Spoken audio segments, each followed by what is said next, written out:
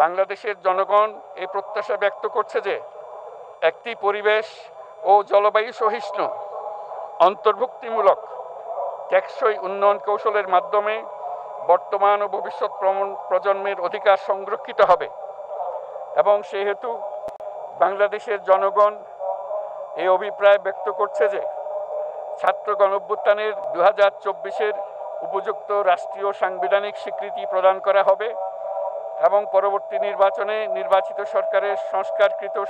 সংবিধানের তফসিলে এই ঘোষণাপত্র সন্নিবেশিত করা হবে এবং 5ই আগস্ট 2024 সালে গণঅভ্যুত্থানে বিজয়ী বাংলাদেশের জনগণের আকাঙ্ক্ষার প্রতিফলন হিসেবে এই ঘোষণা প্রণয়ন করা হলো।